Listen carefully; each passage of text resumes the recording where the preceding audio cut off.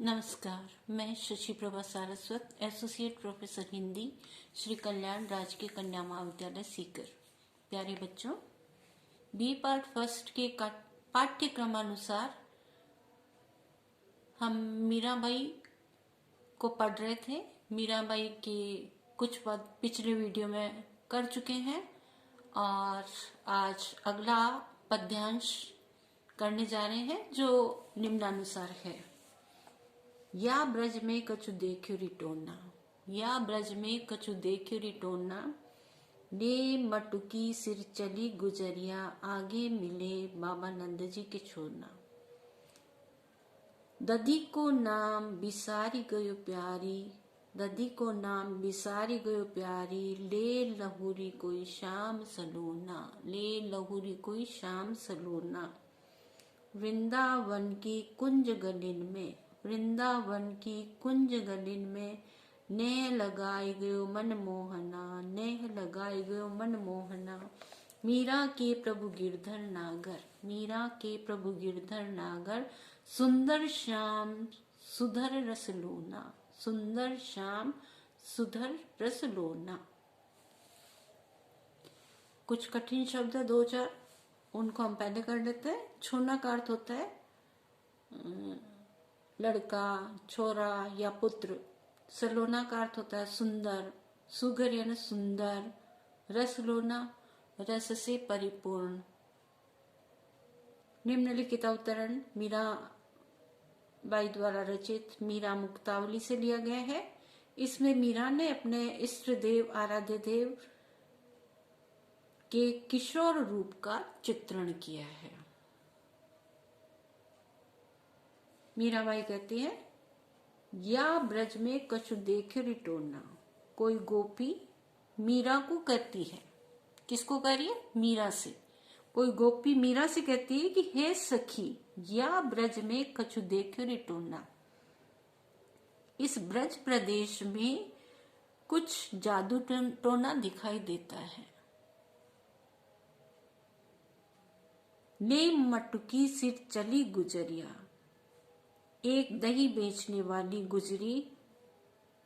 गुजरी अपने घर से दही की मटकी सिर पर रखकर कुछ कदम चली ही थी।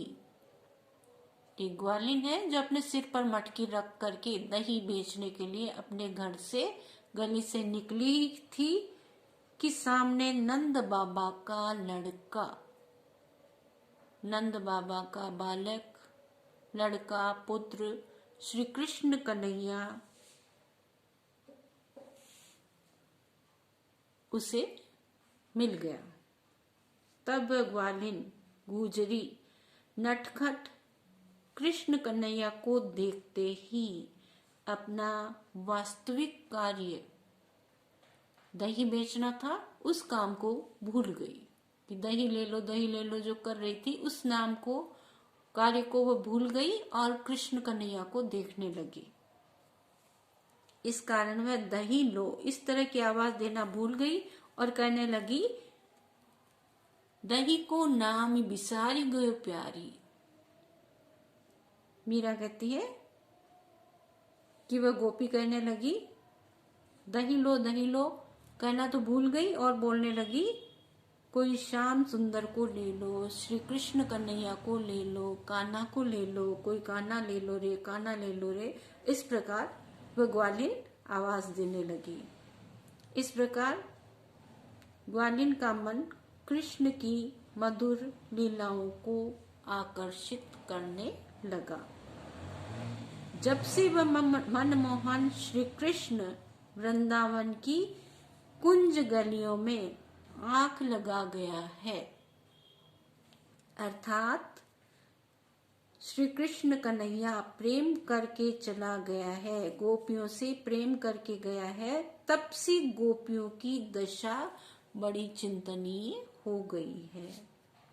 हर समय गोपियां श्री कृष्ण कन्हैया को, उस बालक को, सलोने बालक को, कान्हा को याद करती रहती हैं। अपने कार्य को तो भूल गई है, दही छाछ बेचना उनका कार्य था, उस सब को तो भूल गई है और श्री कृष्ण की मधुर चितवन उनके मन मंदिर में बस गई है और कान्हा को याद करती रहती है। मीराबाई कहती है कि प्रभु गिरधर नागर श्री कृष्ण अत्यंत सरस स्वभाव के हैं और उनका व्यवहार प्रेम रस से परिपूर्ण है। विशेष टिप्पणी के अंतर्गत आप इस बात को, इस बिंदु को स्पष्ट करेंगे कि यहाँ गोपियों की श्री कृष्ण के प्रति अनन्य भक्ति चित्रित हुई है। ग्वालिन की मनोदशा का चित्रण यहाँ किया गया है। वह भगवान श्री कृष्ण की मधुर लीलाओं के साथ उनकी रूप माधुरी को देख करके अपना दही बेचना तो भूल जाती है। यही स्थिति अन्य गोपियों की भी बताई गई है। और गोपियां हैं वो भी कान्हा पर आकृष्ट है, श्री कृष्ण कन्हैया के उस मोहक रूप पर आकर्षित है। इसमें अनुप्रास अलंकार का प्रयोग हुआ है। शब्द योजना तुकांत शैली के अनुरूप हुई है। गोपियां ही नहीं, मीराबाई कहती है कि संपूर्ण ब्रज प्रदेश है, वहां के बड़े बूढ़े बच्चे, प्रकृति, ग्वाले ग्वालिन सभी श्री कृष्ण को अनन्य प्रेम करते थे और कृष्ण को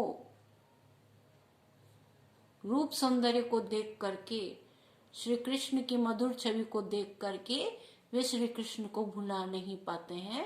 यहाँ पर तो गोपियों की जो मनोदशा है उस चीज को मीराबाई स्पष्ट कर रही है कि उनका कार्य था सवेरे सवेरे रोज मटकी सिर पर रख करके दही छाछ बेचने जाती थी और जो ही सांवरिया गिरधर गोपाल उन्हें सामने दिखाई दे जाता तो अपने कार्य व्यापार को, दही बेचने को भूल करके कान्हा ले लो की रट लगाने लगती थी। बहुत बहुत धन्यवाद।